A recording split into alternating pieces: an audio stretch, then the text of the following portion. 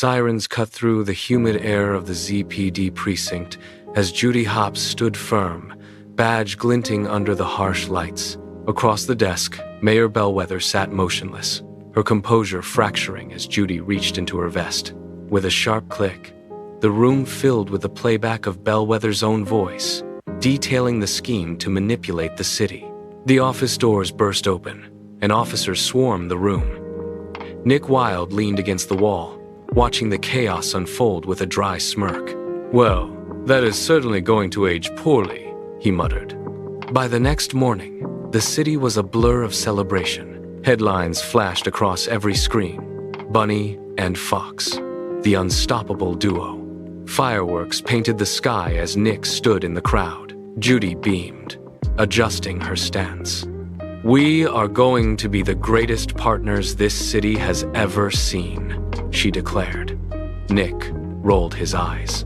Chief Bogo slammed his hand onto the desk, the sound echoing off the walls. "Sit down, watch, and learn," Bogo commanded. Judy nodded at the monitors, but as soon as the chief turned his back, she signaled Nick.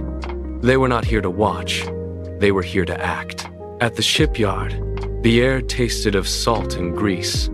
They approached an inspector, Judy clutching a blanket-wrapped bundle. "It is little Timmy's birthday today," Nick said, his voice dripping with forced sincerity. The inspector blinked, confused, but Judy kept the conversation moving.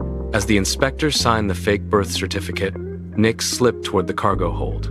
He pressed a button. The heavy metal doors groaned open, and smuggled animals spilled out into the night. The inspector turned, his face flushing red. "I have been played," he growled. A frantic chase ensued. Judy jumped onto a forklift, weaving through the metal stacks, while Nick commandeered a van, driving with reckless precision. Containers slammed against the ground. Bogo's rage shook the office. Mugs danced. "You failed," he bellowed. "Technically, we improved the situation," Nick offered, earning a sharp glare. "Therapy, both of you. Now, in the quiet room, the jokes were gone." Late that night, Judy Hopps sat alone in her apartment, the television flickering with news of the upcoming Zootennial Gala.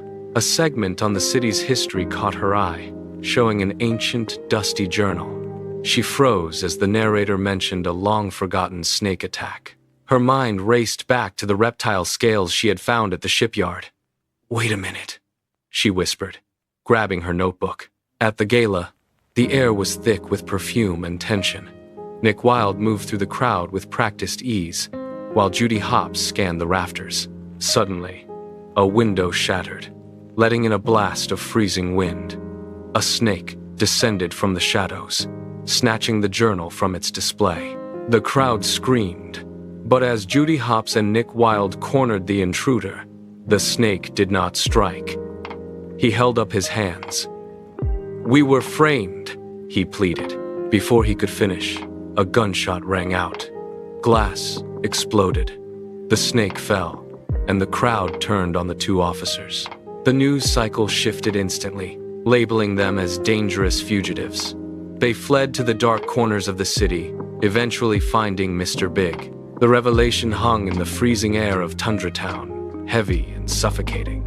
The city was built on a foundation of betrayal, a history scrubbed clean by those in power. Judy paced the icy ledge, her breath hitching in the cold. "We have to expose this," she insisted, her voice sharp with desperation.